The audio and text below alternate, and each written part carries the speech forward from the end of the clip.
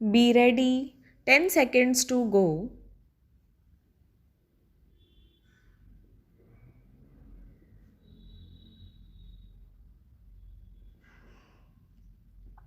Start. Mr. President, when I received your invitation to inaugurate the 39th annual session of the Federation of Indian Chambers of Commerce and Industry, I was somewhat hesitant in accepting it. I was aware that since independence, each annual session of the Federation has been inaugurated by the Prime Minister. This, in fact, was the main reason for my reluctance. These annual meetings are beginning to become almost a ritual, and I am not much of a believer in rituals. I am also not happy about the tendency to turn to the Prime Minister to inaugurate every function of importance and to consider that a function which is not inaugurated by the Prime Minister is only of second rate importance. I feel strongly that other cabinet ministers, as also people in public life outside officialdom, should perform such functions far more frequently than they are at present doing. Your experience will always be useful.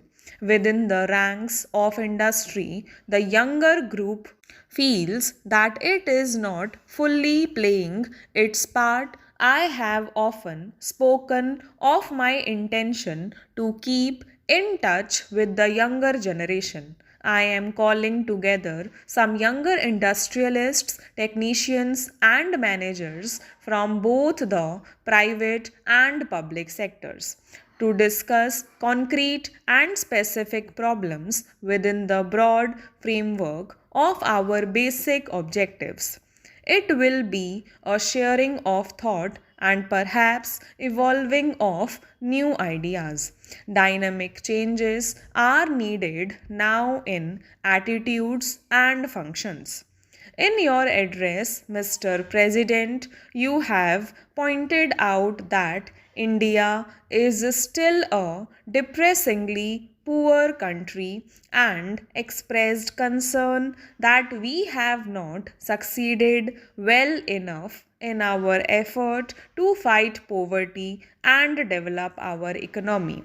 Poverty is indeed the central problem facing us, and it is the way in which we set out to tackle it that we as a nation will be judged. It is a long and arduous battle that we have to wage. It calls for clarity of purpose, for determination, for unity. It demands of us all the perseverance, the discipline, the hard work of which we are capable. Slowly and steadily, we shall be building a new and progressive nation in which even the poorest in our country will be able to enjoy a minimum level of living. There will be fuller employment, more widespread facilities of education and health, greater opportunities for youth, and less inequalities of income and wealth. After you had shown so clear a recognition of the challenge of our situation, I was a little disappointed, Mr. President, to hear you suggest that we would be well advised to have a smaller fourth plan. After a detailed analysis of all the relevant considerations and a recognition of the limits of the possibilities open to us, one may come to any conclusion about the size of the plan. but to suggest and propagate that a smaller plan is desirable for its own sake, and it may even help in our fight against poverty is not convincing. There is no question in my mind that we have to mobilize our resources to the limit of our capacity and use these human and material resources in a coordinated and efficient manner. If we shirk the responsibility and seek to cover it up by phrases, we shall be merely paying lip service to the cause of the common man. It is not with caution and circumspection that we can win the war against poverty, but by our capacity to take risks and to accept burdens and responsibilities. This does not mean that we should not take the greatest possible care in the husbanding of our resources. I am anxious to seek advice on the methods by which we could achieve a higher rate of growth in our economy and ensure better performance in every sector of our activity with lower investment or input of resources in general. I do not deny that our performance in the recent past has fallen short of our expectations. We could have done better in many directions. However, let us not belittle our achievements. There is much in our record of the last three plans of which we can legitimately be proud.